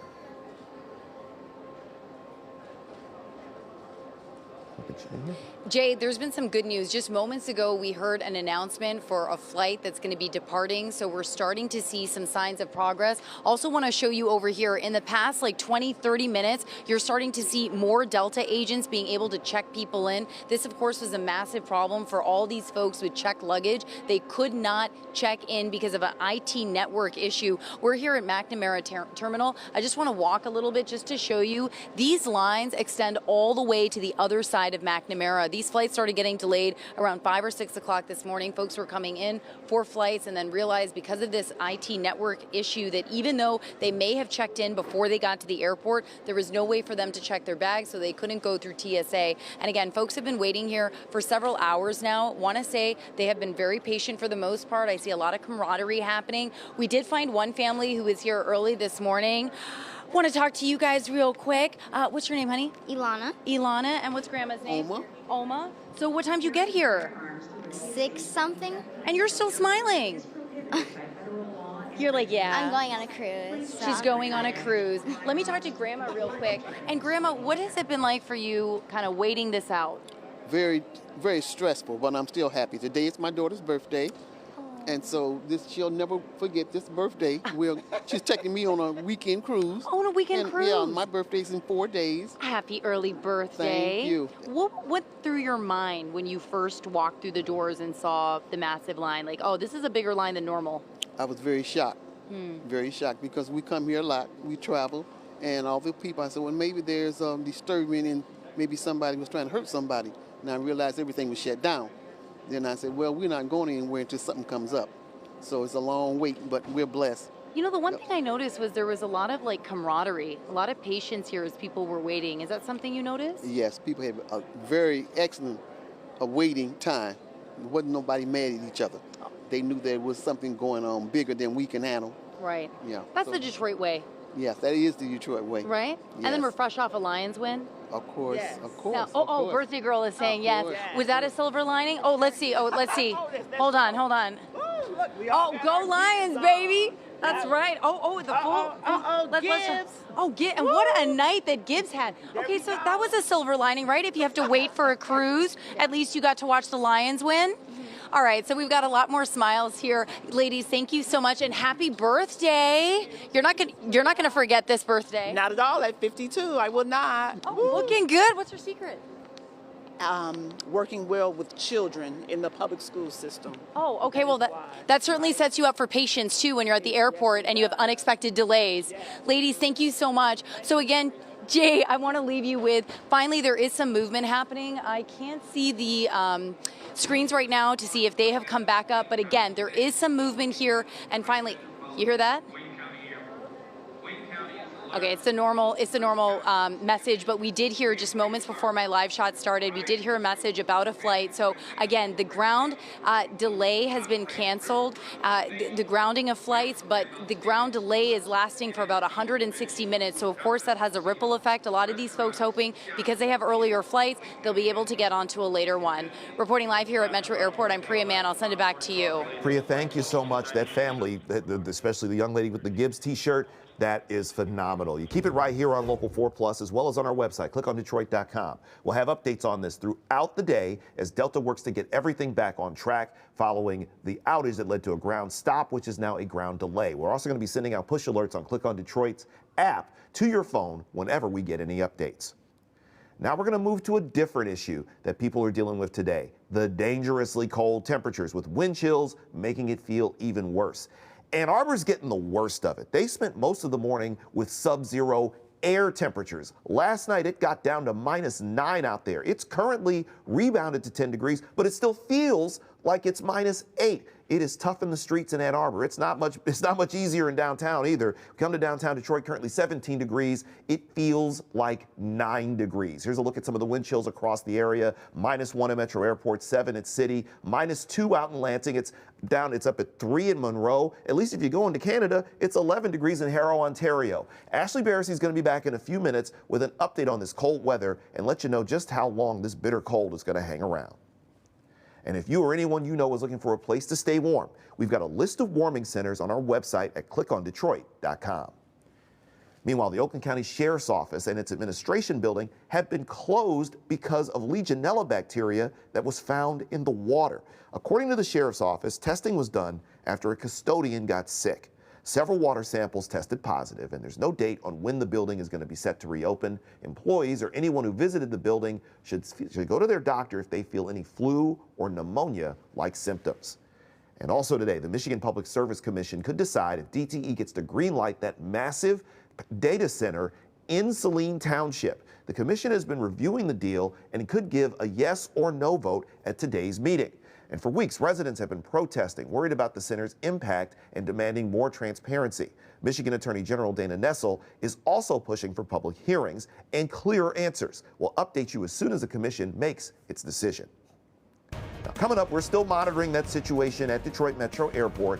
Plus, we're also celebrating a Detroit institution that has given so much to the community. We'll tell you their story coming up on Local 4 Live.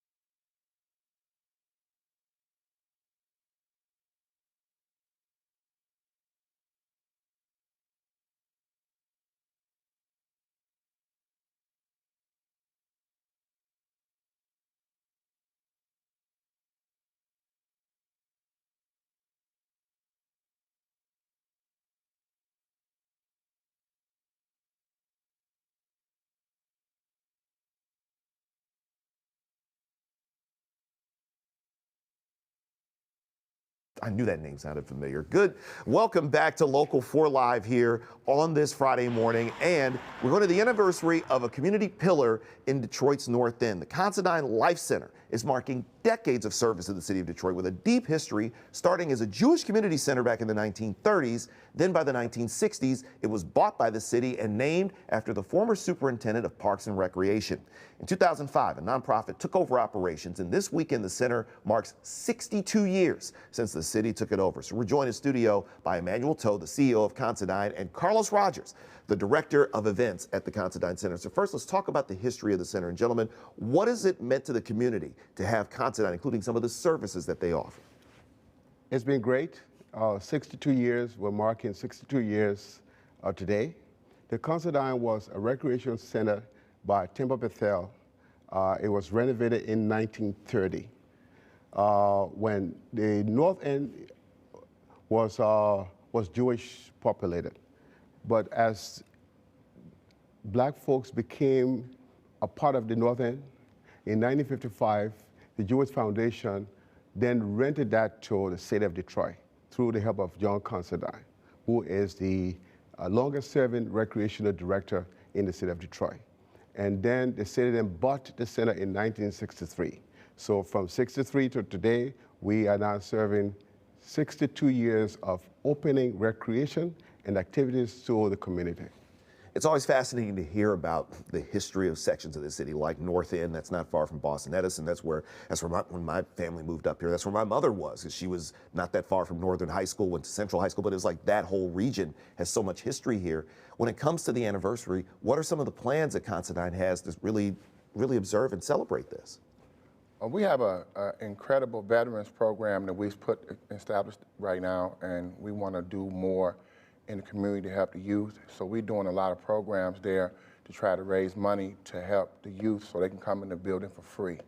You know, it's just amazing working with Emmanuel, and you know, just the thought of a nonprofit. When I first walked in the building, he said, "Carlos, we have an incredible facility, but we have no money." He said, "So you want to be a part of this? Just do know it's going to be your own personal time, your contributions," and I'm willing to do it. You know, I'm from Detroit, you know, born and raised, and it comes a time that you have to give back to your community, and this is my way of being able to give back, you know, and I'm proud to be from Detroit and proud to be a part of Considine. And real quick, how can people get more information on what Considine is offering during this anniversary? So you can go to the Considine website, considinelifecenter.org, and then all the information about the services, our 3 core services: basketball, recreation, education, veteran services, and senior services are all on the website. We're very proud because John Considine and Reverend Dr. Jim Holley had a vision to continue on this 62-year journey. So we are very, very hopeful that in the next 20 years, we, Carlos and me and the team, will put together a program that will enhance the visibility and accessibility of the Considine.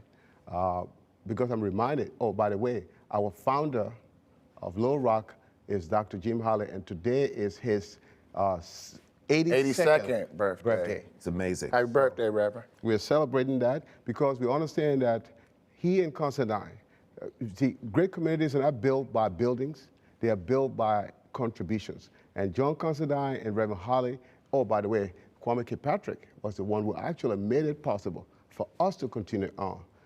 It is absolutely amazing. Emmanuel Toe, Carlos Rogers, thank you for joining us here and telling us more about Considine. Now, coming up, the Detroit Pistons are celebrating 50 years of George Blaha calling their games, and I was able to talk to the Detroit legend to talk about his amazing career, and plus we'll take you back out to Metro Airport where hundreds of people are trying to get where they need to go, but a ground delay has made that very difficult. We'll have more coming up here on Local 4 Live.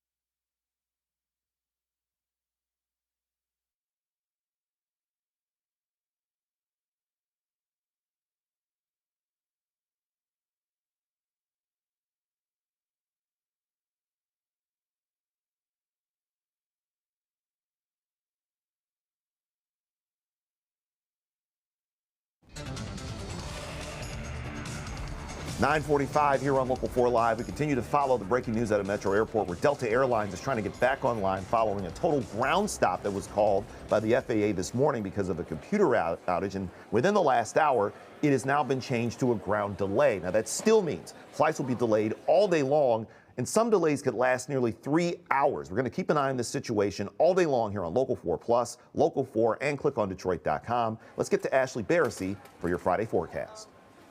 Now, forewarned weather with Exact Track 4D. We hit a record low this morning at DTW. The previous record for today's date was 6 degrees, and we fell below that this morning. And so now this is going to go down in the record books for one of the coldest days that we have had. And we have another chance of hitting another record when it comes to our high temperature this afternoon. Forecasting mid-20s, but we could potentially tie what would be the lowest maximum temperature for the state, which is 23 degrees.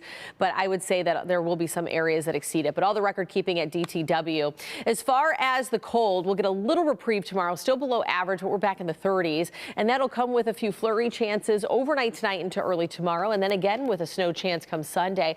I would say as far as seeing some accumulation, about an inch or less, that would be Sunday. Then those cold temperatures are sticking around next week as far as staying below average, which means that snow sticking around and not going anywhere anytime soon.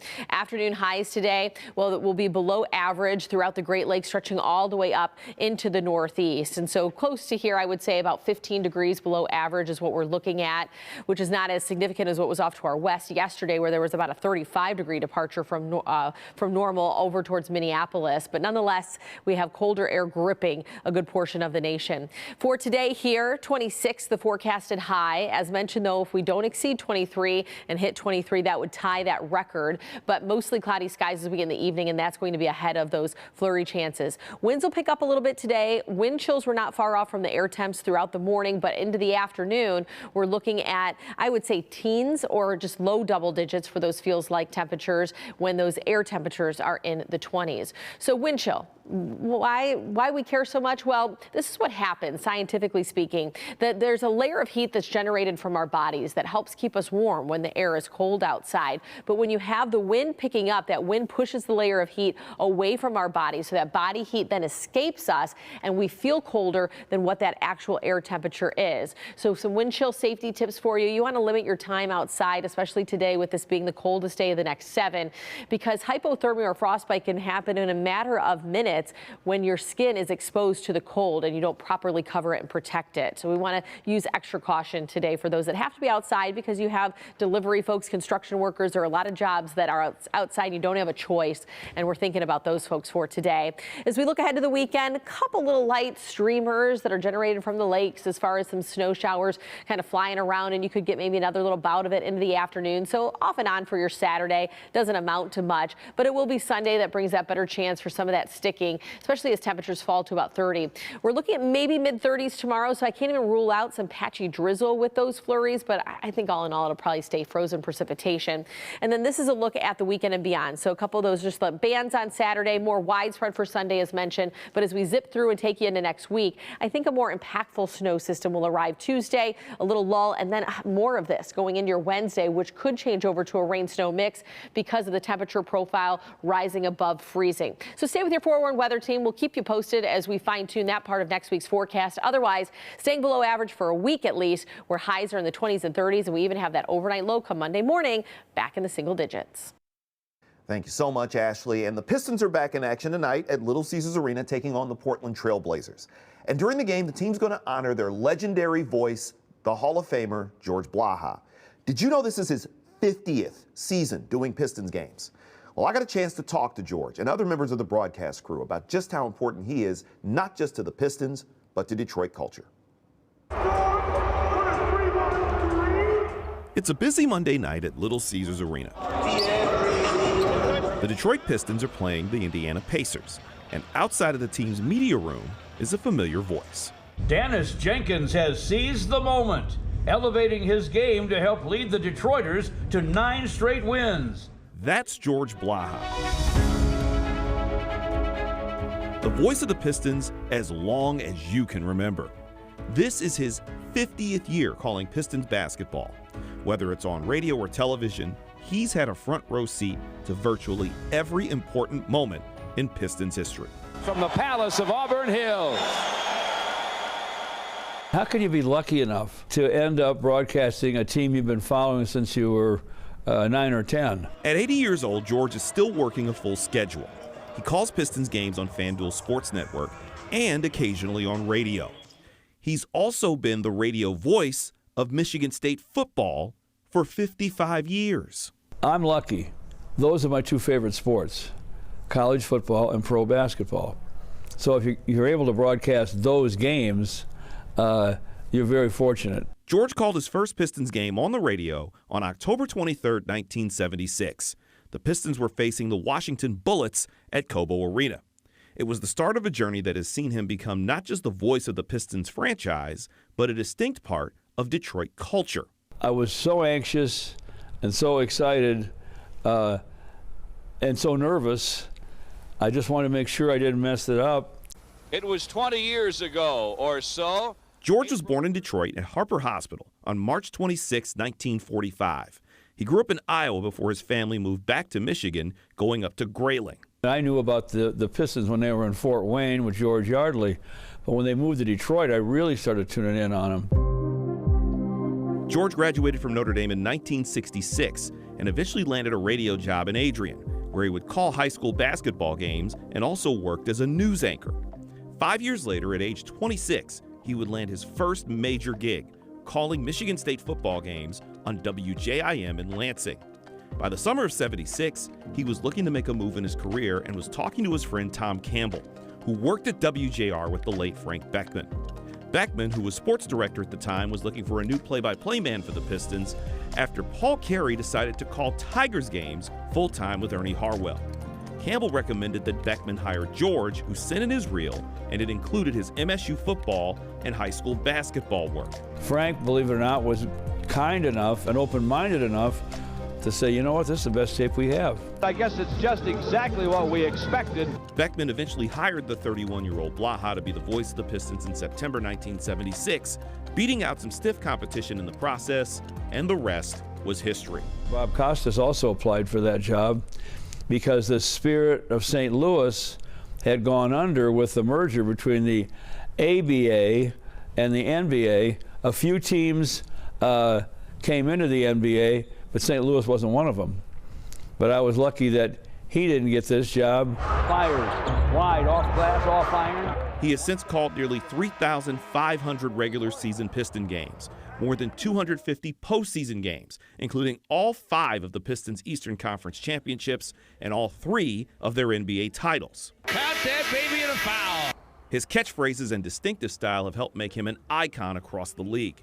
It's something he borrowed from legendary baseball announcer Harry Carey. And instead of 0-2, he'd say 2 strikes and nothing. And that grabbed my attention.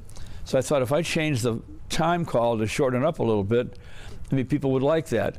So rather than 6 minutes and 23 seconds, I just say 6 and 23 to play in the quarter. He's worked with an array of former players and coaches as color analysts, including former Pistons Dave Bing, Kelly Tripucka, and Bill Laimbeer.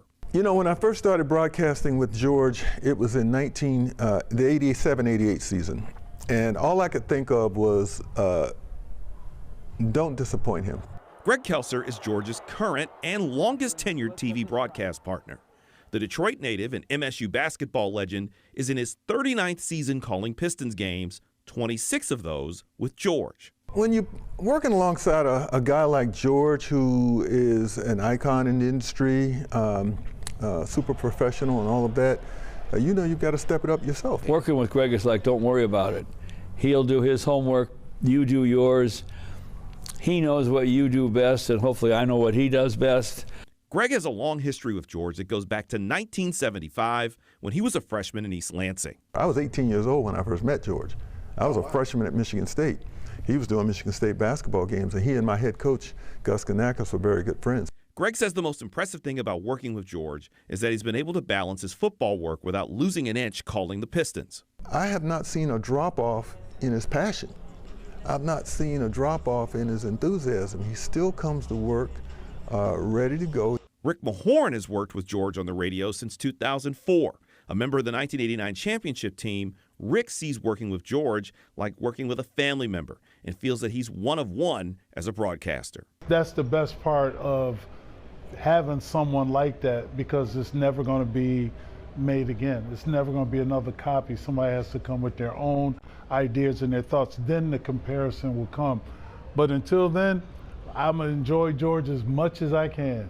Good afternoon, everybody. And Mark Champion's been calling Pistons games on the radio since 1991, becoming the main radio play-by-play man in 2005, handling business when George calls games on television. Barry to the 45. Mark knows a little something about being an iconic voice in Detroit sports. He was the primary radio voice of the Detroit Lions from 1989 to 2005, and he called every single run of Barry Sanders' Hall of Fame career. Back, now he's got it. If you're in this long enough, you're going to have an opportunity to do some broadcasts that are meaningful to you, and you're always, I'm very proud of the Lions thing of calling every run you ever made, Barry Sanders ever made. So that's fantastic to me. Mark says when he first started broadcasting Piston games, George was the first one there to help him get comfortable. He helped me a great deal. When I first started doing Piston games, he would introduce me to this guy and that guy, and just a true professional. In 2003, he was voted best play-by-play man by Our Detroit. In his more than 5 decades on the mic, George has racked up numerous accolades. He's been named Michigan Sports Broadcaster of the Year, won the Ty Tyson Award, and was inducted into the Michigan Sports Hall of Fame in 2008. But it was a call he got on February 12th in Chicago that startled even the most grizzled of veterans. The phone rang, and I thought, what's the Springfield, Massachusetts? And I wouldn't let myself think that it was the Hall of Fame. I thought, who knows who this is? Probably some radio station. The call was from John DeLeva, the president of the Basketball Hall of Fame. You don't get a call from John DeLeva, you're not going in the Hall. DeLeva told George that he was going to receive induction into the Hall of Fame as the winner of the Kurt Gowdy Award, joining other broadcast legends such as Chick Hearn, Marv Albert, Bob Costas, Dick Enberg, and Craig Sager. We'll bring your family, let them celebrate with you, and we look forward to it. We'll be in touch with you about a Hall of Fame ring, which I'm proud to wear right now. George was officially enshrined in September, and he's set to be celebrated by the Pistons in a night that is a chance to give him his flowers while he's still here. Harris LeVert whips it. At 80 years old, he knows he can't do this forever. He still has the fire, though, and the desire and the love of Detroit Pistons basketball. I think I will know when it's time to step aside. As long as I have a decent seat, I think I can still do what I used to do, what I've always done. Our owner, Tom Gores, has been terrific to me. Everybody all up and down on that roster, they've all been magnificent to me. So they're fun to be around. The games are awesome to broadcast, so it's going to be hard to walk away. I've not made that decision yet, and I'm glad I don't have to right away. Now, coming up on Local 4 News at 5 tonight, we'll have more on the special night that the team has planned for George. We'll get you a quick update, by the way, on the Delta situation. Delta says the computer issue has been resolved, and they're issuing passengers waivers for anyone flying out today or tomorrow. And they're still working to get things back to normal at Metro Airport. And coming up at the top of the hour, Michigan State University has a major announcement on a donation for their athletic facilities. We'll bring you that as soon as it starts. Thank you for joining us for Local 4 Live. Of course, you can follow us on clickondetroit.com, online, and on television. Have a great Friday, everybody.